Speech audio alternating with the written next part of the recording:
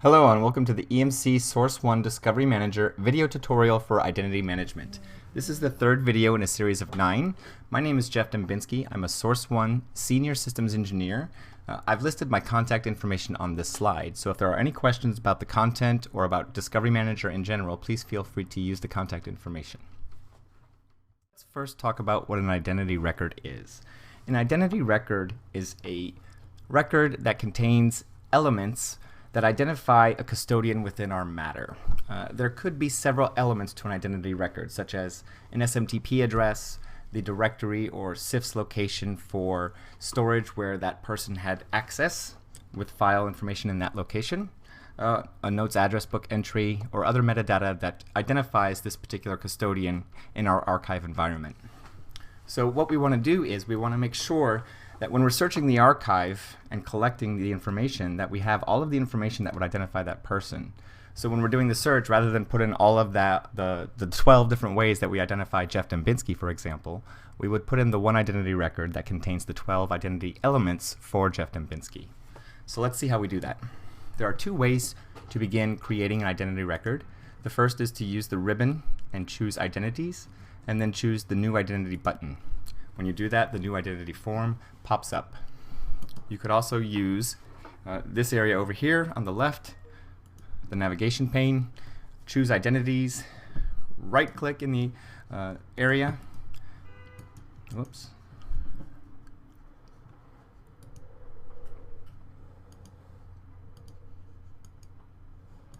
and choose new identity.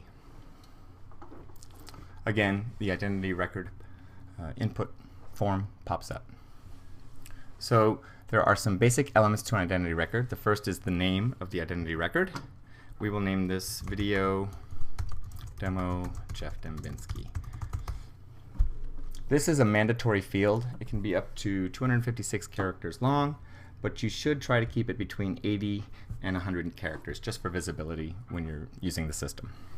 The comments field is an optional field. It can contain up to 1,024 characters. And then we have the identity elements that we're going to add to this record. Let's discuss some of them. We have exchange. What this is it's telling the identity record to go look at the exchange address book. We can perform a search for this particular user and find their entry in the global address list.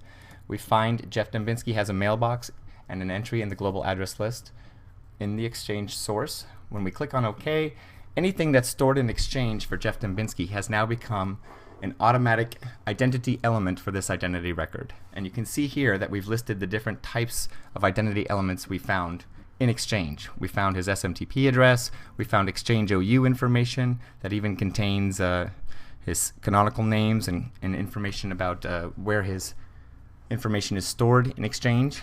And then we also have here first organization, OU Exchange Administrative Group, recipients, container number, etc. So some very detailed Exchange information that could be used to identify Jeff inside our archive.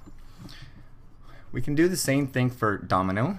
It would look at the notes address book, and any directory information in the notes address book that we saw for Jeff would become an identity element for this identity record. I don't have a notes address book, so I'm not going to do that one here during the demo. We could also look to AD. Active Directory is a directory storage of information. We could pull all of the information that we have in Active Directory for Jeff by choosing Active Directory. And just like we did for Exchange, we now click on Active Directory so that we can pull up the selection criteria for the information we want to enter. We enter Jeff's name, it's found in Active Directory, and you can see here it added all of the Active Directory information that was stored for Jeff Dembinski. Now, Active Directory objects, that was just on his username. Maybe I know that Jeff also belonged to a particular list of groups or security groups, distribution groups inside of Active Directory. I could click this again. I know that at some point he belonged to the S1 admin group. I can check that to make sure it was actually within Active Directory. You can see here it popped back and it says it's only looking for users, and I put in a group name. Well, I could click on object types, tell it to look at the groups now, and now it'll see if there is an actual Active Directory group called S1 admin. Click OK, it finds it, and then there we've now added S1 admin as an AD object for Jeff Dembinski, an identity element for him. We also have the ability to do that for metadata. We'll skip address here just for a second. Metadata is anything that we would tag as a piece of routing information to the information as it goes into the archive. So this would have to be set up in advance with your Source One system as it archives information. We would have a business component extension that would identify information for Jeff Dembinski should also be tagged, for instance, with his employee ID number or his social security number or his date of birth. So that would be metadata or metadata route metadata that we would tag to those pieces of information. If we were doing that, when we select metadata here, we would have a list of the different information we're tagging as it goes into the archive, and we could select to add that as an identity element for this person. So I'll say, for instance, my metadata employee ID number should be equal to this for EMC. And it should appear here in the list if I had it set up correctly, but I don't have that. So you see it's trying to look up this information against the archive and what we would normally set up to tag that information. It's not going to find it, but it'll still let me save the record. Okay, so we have a couple other identity elements to discuss. The first is an address. This would be any other SMTP address that we could use to identify Jeff Dembinski within our archive. That might even be an address that he uses to send email to his home email address. So for instance, a Gmail account. We could add that. Maybe throughout the history of our organization, there was other domain names or other names that Jeff had. Maybe he's a married guy, and he used to use his full name at the geekybabble.com domain. We could add that as an identity element.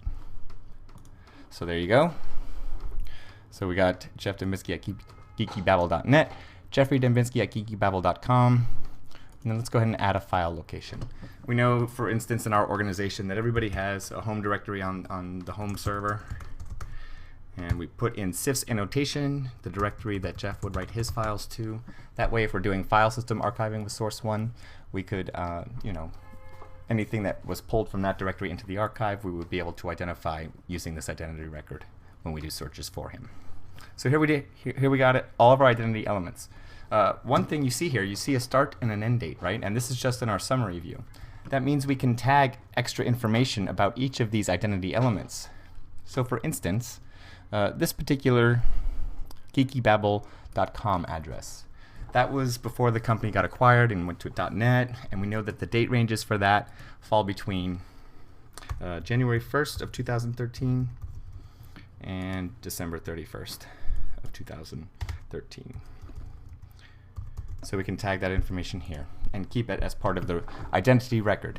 Now I have to tell you that this information doesn't affect the searches.